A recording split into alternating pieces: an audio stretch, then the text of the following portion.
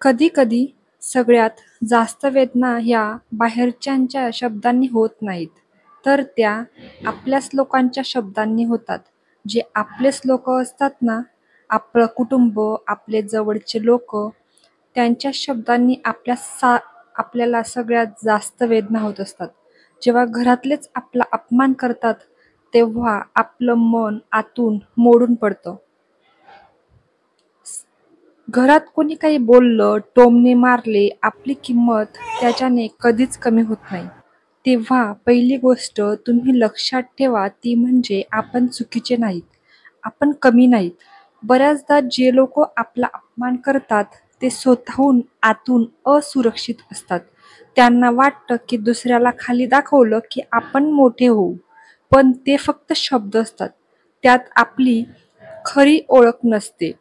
आपण बाहेरच्या जगात किती सहनशील असतो, पण घरात मात्र आपण गप्प राहतो. कारण आपल्याला वाटतं हे आपले आहेत, आपले जवळचे आहेत. पण हाच गप्पपणा कधी-कधी चुकीचा ठरतो. स्वतःचा सन्मान राखणं म्हणजे भांडण होत नाही. ते म्हणजे स्वतःला महत्त्व आहे, हे स्वतःलाच पटवून देणं असतं.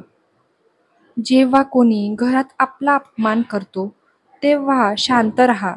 पण लक्षात ठेवा, त्यांच्या शब्दांनी तुमचं मूल्य ठरत नाही. तुमचं मूल्य ठरतं तुमच्या वागण्यात, तुमच्या विचारात आणि तुमच्या कृतींमध्ये.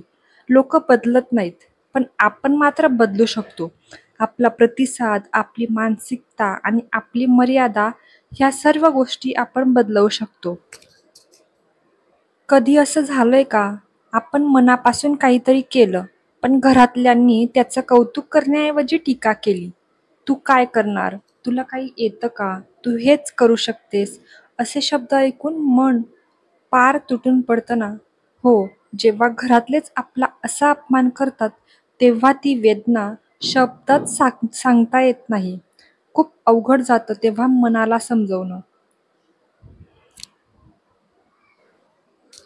जेव्हा कोणी घरात आपल्याला टोचणारं बोलतं, टोमणे देतं, तेव्हा त्यांना उत्तर देण्यात काहीच अर्थ नाही.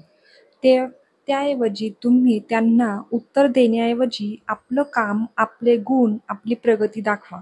शब्द नाही, कृतीने उत्तर द्या. आणि सर्वात महत्त्वाचं म्हणजे स्वतःचा सन्मान कधीही कमी होऊ देऊ नका. व्हिडिओ आवडला असेल तर चॅनलला सबस्क्राईब करा आणि व्हिडिओ शेअर करा आणि कमेंट देखील करा. धन्यवाद.